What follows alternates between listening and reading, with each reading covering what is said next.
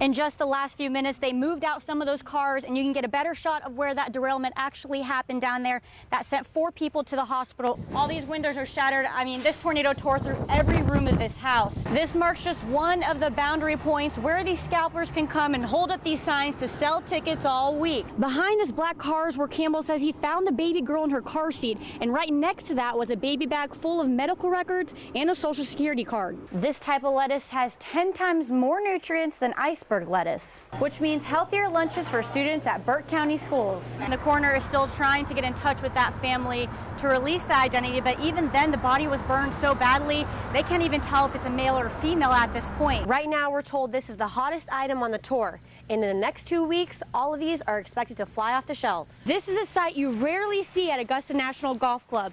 The world famous Magnolia Lane right behind me is covered in a sheet of ice. The couple says they lost pictures and countless memories, but the biggest loss was this tool shed. Slowly these shop owners are getting back to normal, but it's been a rough day. They've been out here all day, tenants going back and forth, getting their stuff out of these storage units. 17 were damaged.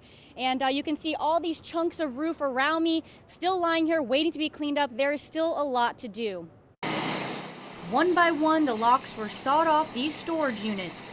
Some of the contents inside became part of Sunday night's storm. I've been living in Augusta for 40 years and never ever see anything like this. Debris flew through John Nathanson's units next door. Aluminum panels like that's all over this parking lot, hanging on the telephone wire and hit that building right there. The winds from the microburst came in so strong it tore down this entire wall, exposing all these units and destroying much of the belongings stored inside.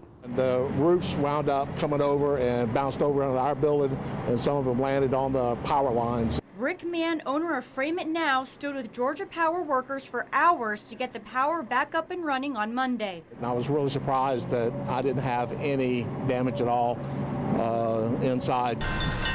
This is footage from Sunday night right after the storm ripped through the plaza. Huge chunks of roof strewn all over the parking lot and on top of buildings. I mean, I just hopeless, you know, helpless. With multiple holes in parts of the roof and a damaged brand new air conditioning unit, Nathanson is working to get her insurance claims in quick. Just hope no more rain. If it's rain, you know, they got a lot of merchandise in the shop, it'll get damaged. And the shop owners are hoping to get the rest of this debris out of here tonight, but it's going to take a little bit to get those units back up and running that are damaged, probably about 4 weeks, but this storage unit will remain open during that time, and all these shops in this plaza on Old Evans Road will remain open. I'm live in Martinez, Nicole Snyder, WJBF News Channel 6.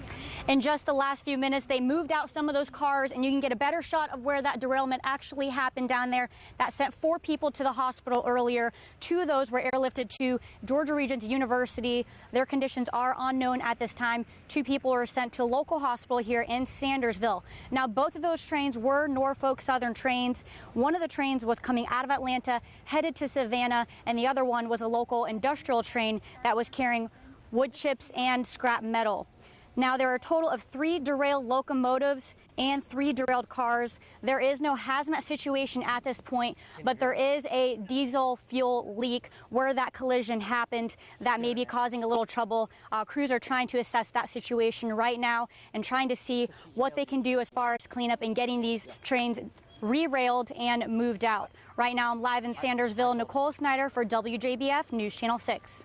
Zeus went missing on Saturday morning when his owner took him out for a walk. There's been an intense search for him around Columbia County because people say he's not just any ordinary dog, he's a special part of the community. That everybody goes that way. The search to find a family member, a part of the community, and a piece of many people's hearts. I just saw a little white fluffy tail, and then seconds later he just took off after it. Nicole Cardenas is talking about her 2.5-year-old German Shepherd Zeus, who chased an animal into the forest on Saturday morning and didn't come back. Zeus is a very fun-loving dog. He loves other animals. He loves the kids. Not only is he a staple to the Cardenas family, but to those who knew fallen deputy J.D. Paul. Since JD had his accident, my husband formed a foundation for him, and a lot of people came together to make it what it is today. Zeus became the mascot for the foundation, a way to bring back the warm memories of Pa, who was killed off duty during an investigation in 2011. He is like our child. I mean, if one of our children were come up missing, we'd be looking just as hard. Neighbors gathered for the first community search for Zeus on Monday. By horse, car, and foot, all eyes and ears were out for Zeus, including Kim Sams, who saw a post on Facebook about the dog's disappearance. Saw it this afternoon that they were having a search at 5:30, so just thought I'd come out and help. I don't know these people, but I would hope that someone would come out and help me find my dog if one of them were missing. As soon as more people began to search, a phone call came in. Down there. A face that nobody could help but to run to. Oh my God! He was wrapped up around 14 trees. No! Every bit of this was wrapped around a tree. A reunion too good for words. Cardenas' husband, who got Zeus as a Christmas gift from Germany, will be reunited with his furry friend on Wednesday when he gets home from work overseas. One person is still in the hospital after two trains ran into each other in Washington County, Georgia. The crash happened on Friday about 6 miles from Sandersville. News Channel 6 has learned that the tracks have been reopened and the scene has since been cleared. 3 other crew members have been released from area hospitals. The cause of the crash is still under investigation. Aiken's mayoral race is heating up this weekend. Democratic candidate Leslie Price opened up her campaign office yesterday. Price says people are welcome to drop by the downtown Aiken office anytime. Dozens of people were on hand for the grand opening, and we had a chance to ask Price about what she would offer to the city if she was elected. Former Aiken County Council member Rick Osborne is also running for that seat.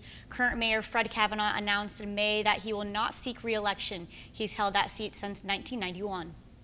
Answering questions and hearing concerns from the public. That's how Richmond County Sheriff spent his Saturday. Sheriff Richard Roundtree was on hand yesterday for his second Burgers and Shakes event. Roundtree says events like this one help maintain the positive relationship between the community and law enforcement. It makes me proud. Roundtree says he will continue to host events like this throughout his tenure as sheriff. Coming up, paying prices that are sky high to fly rather than drive. But some lawmakers are looking to help you save some cash when it comes to your luggage. But first, they were hit with love at a young age, and it's that affection that doctors say saved their lives. A story of electric love next.